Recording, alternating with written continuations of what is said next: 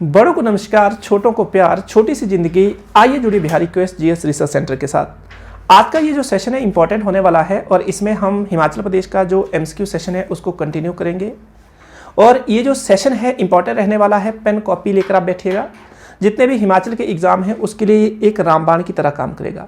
तो आज का जो पहला आपके सामने एमसीक्यू का जो क्वेश्चन है वो इस तरह है।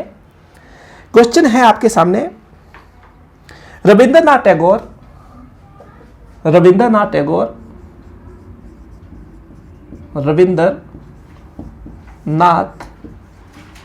टैगोर और सुभाष चंद्र बोस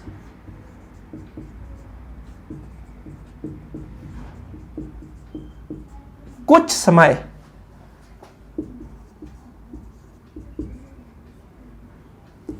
हिमाचल के किस स्थान पर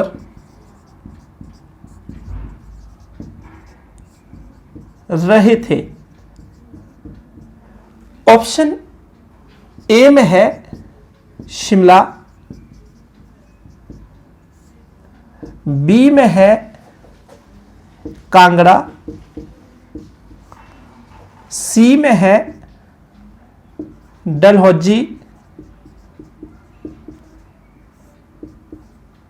डी में है चंबा। अच्छे से क्वेश्चन को अटेम्प्ट कीजिएगा क्योंकि क्वेश्चन इंपॉर्टेंट है।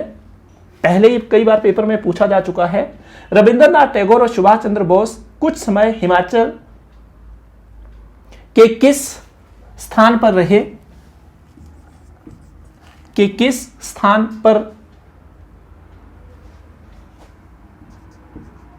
पर रहे थे? तो ऑप्शन जो है ए शिमला, बी आपके सामने कांगड़ा है, सी डलहौजी है और डी चंबा है।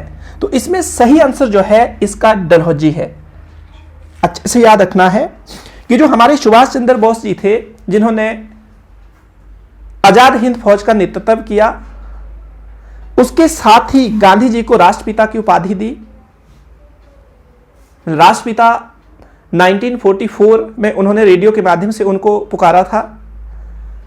इसके साथ ही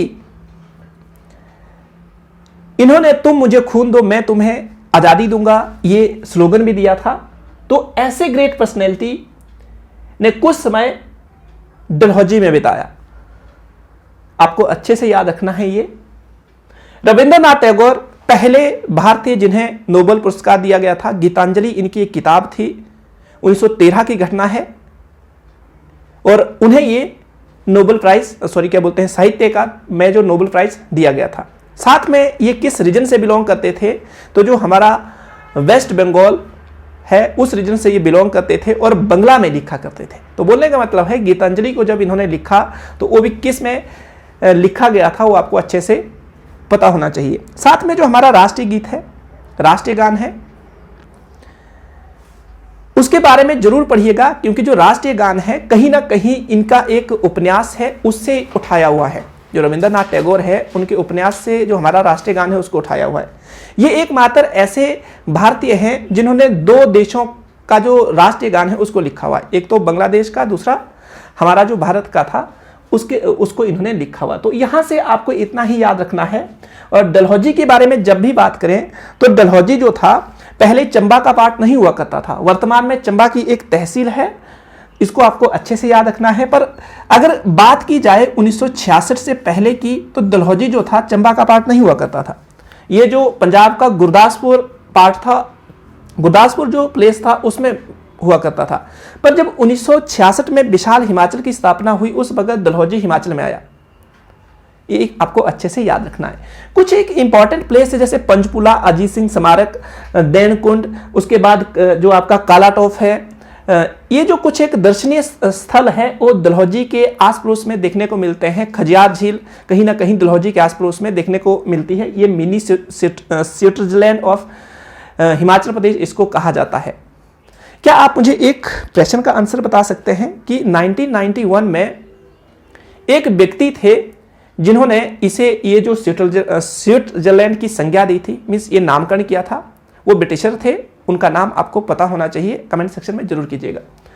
आगे का क्वेश्चन है, इंपॉर्टेंट क्वेश्चन है, फिर क्वेश्चन को ध्यान से सुनिएगा क्योंकि यह क्वेश्चन भी आपका कल्चर का क्वेश्चन है और इंपॉर्टेंट रहने वाला है।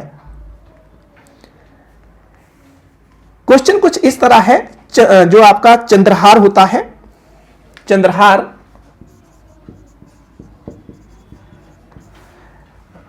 कहां का पारंपरिक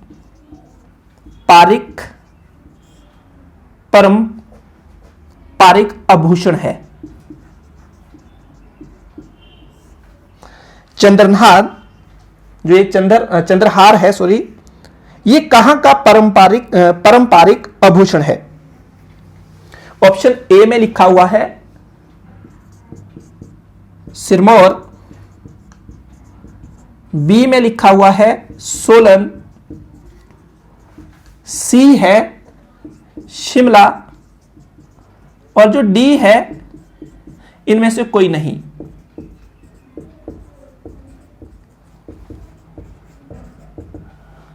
इनमें से कोई नहीं।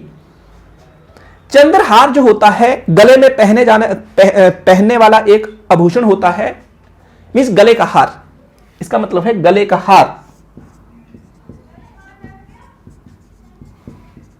अच्छे से याद रखना, ऐसे भी क्वेश्चन पूछ सकते हैं कि जो चंद्रहार है वो कहां पर पहने जाने वाला आभूषण है? गले में पहनते हैं इसको। और ये जो आभूषण है ये सिरमौर के रीजन में पहना जाता है। ये सिरमौर का जो रीजन है वहां पर पहना जाता है। जब भी सिरमौर की बातचीत आती है तो आपको अच्छे से याद रखना है कि जो सिरमौर है पुराने हिमाचल का पार्ट है।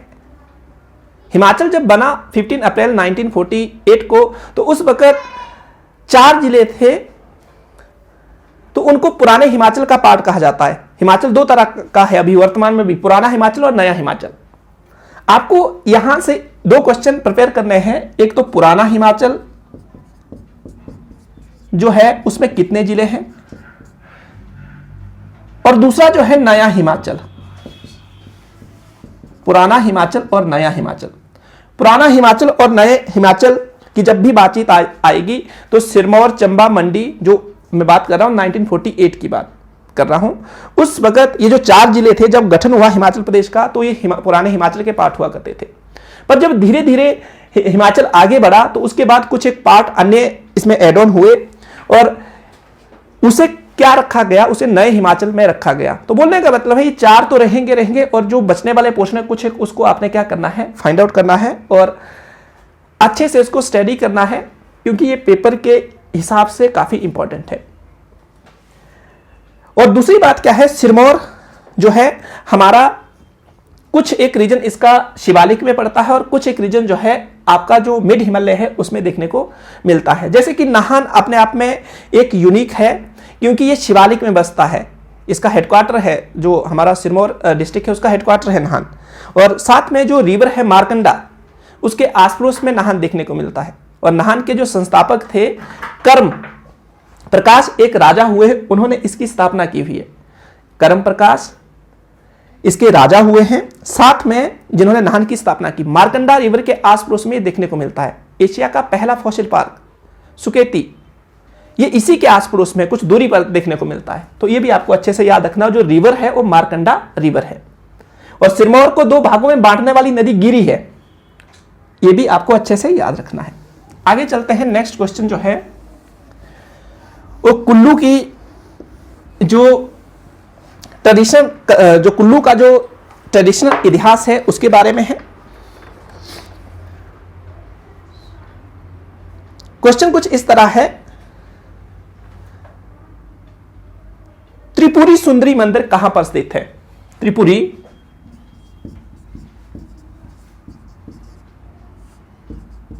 सुंदरी मंदिर कहां पर स्थित है? ऑप्शन में आपके सामने है सोलन, सिरमौर,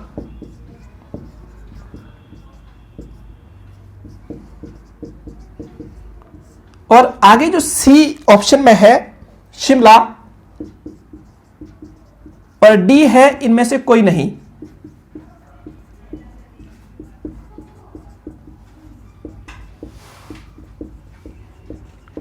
काफी इंपॉर्टेंट है।